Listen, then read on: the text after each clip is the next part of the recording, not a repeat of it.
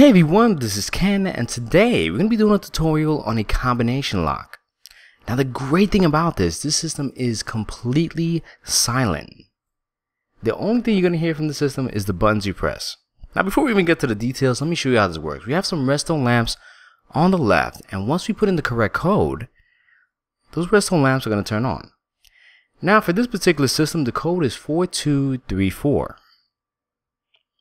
Okay? And you can see how instantly it works. Look at that, it's amazing. You can literally connect this to a door, to a mechanism, anything. Now the second you hit that button, it's going to close the entire system off and turn it off.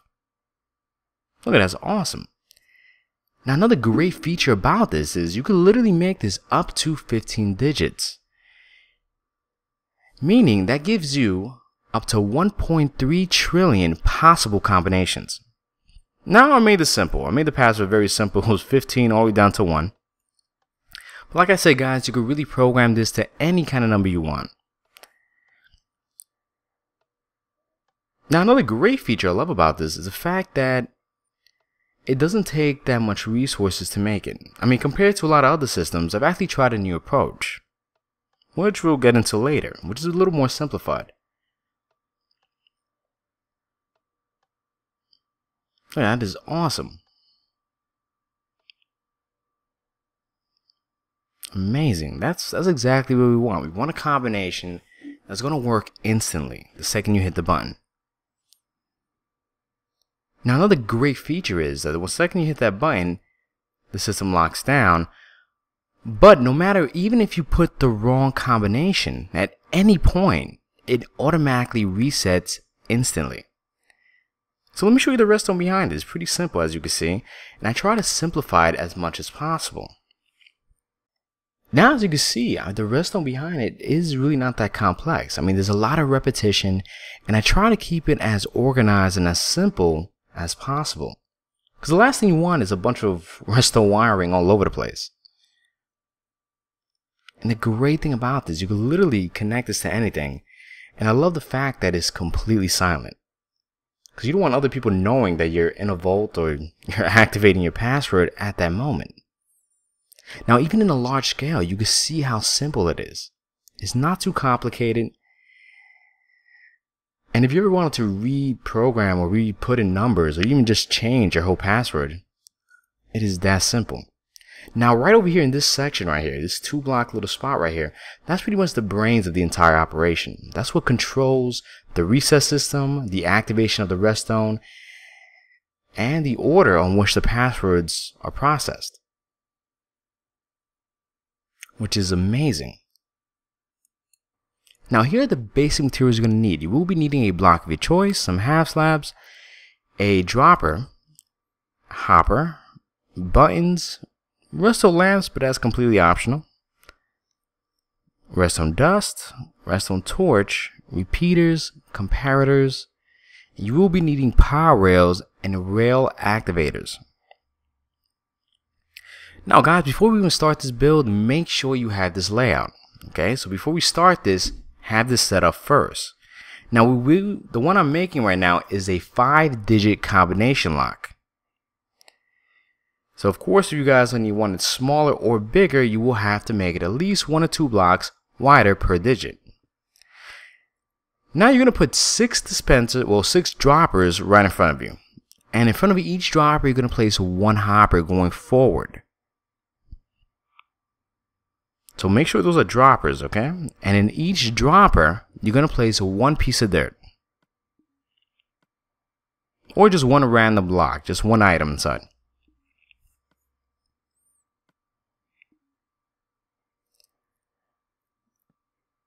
Then you're going to place 5 comparators going forward, and on the last one, you're going to place a block. Because that's going to be the reset system. So you place a comparator in front of it, with another block in front, and 1 piece of redstone dust. And that's it. That's all you need for the entire reset system to manually reset the entire system. So at this point, place 5 blocks with spaces in between, just like so. And repeaters all going forward. And you're going to place 5 blocks right across. So 1, 2, 3, 4, 5. And it should add up to a total of 5 rows with 5 blocks on it. And of course, repeaters going forward.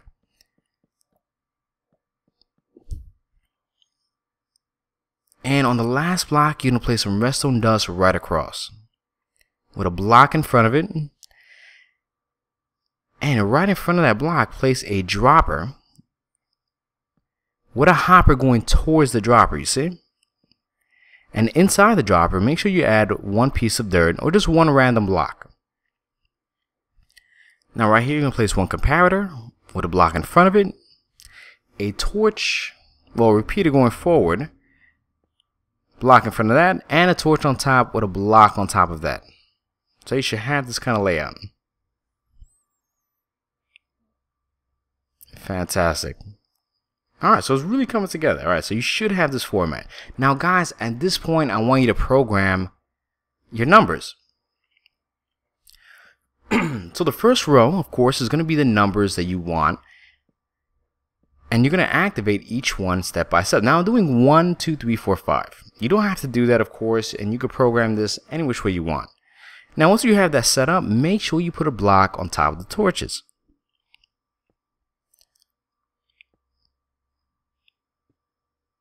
Then put a torch in front of each block with, of course, a block on top of that torch as well.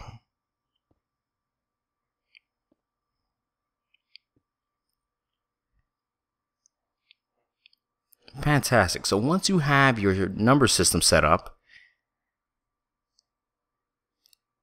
then we can start doing the next thing. Now it does get a little more complicated in the sense that there's a little more detail in this aspect, okay? Now I want you to go all the way to the front, right here to the last repeater on the side, and place a dropper going forward, you see? Then place a hopper going towards it. Then you're going to repeat it again. Hopper, dropper. And pretty much repeat this entire process until you get to the last part here, okay? And place a dropper going forward. I mean a hopper going forward. See? All the way from the front to the back. Now at this point, you're going to place 1 dirt or 1 random item inside each dropper.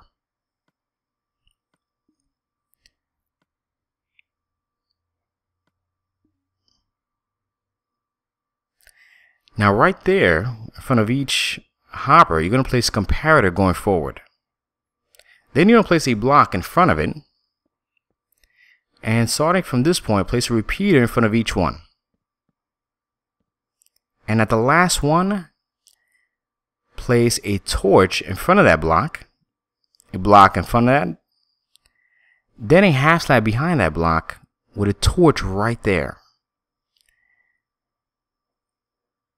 Then you're going to place a repeater going forward with some redstone dust behind it. And a block right on top of that torch.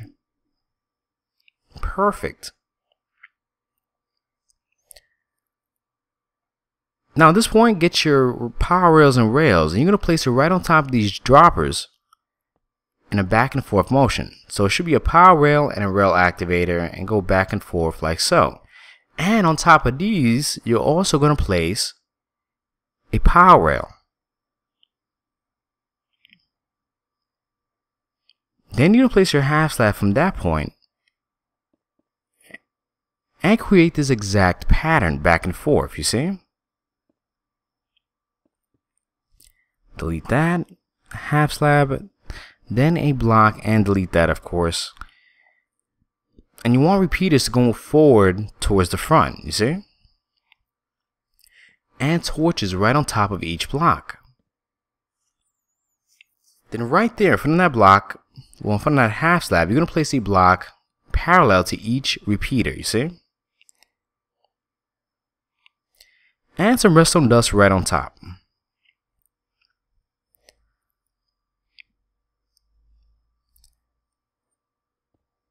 Place a block there, a half slab underneath, and delete that. And what you're going to do is you're going to place a half slab and stretch it from the front to the back. And you're going to delete the ones pretty much in between.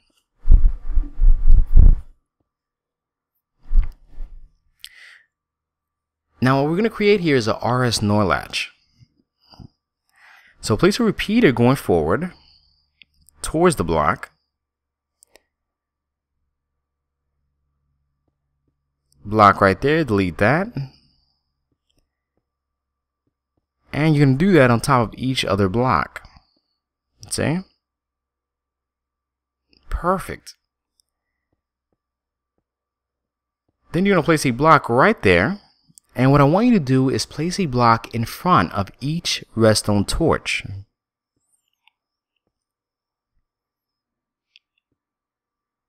Perfect. Then right here in front of that block, you're going to place a redstone torch like so. And some redstone dust on top of that block.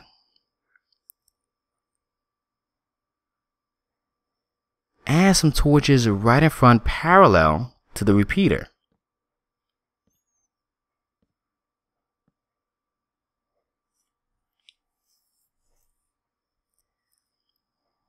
Amazing. So you should have this kind of format. Now at this point, I want you to start connecting the rest to the buttons you programmed, like so. And all you have to do is put one straight line of redstone dust. Perfect. Alright, so you're pretty much connecting the entire system with the numbers itself. Then you're going to place a block right across from one torch to another and extend that 2 more times outwards. And right there, place a half slab right in between each one. And delete the block right on top. Now make sure there's a repeater there at that last part, because that's very important. And a repeater in between each one.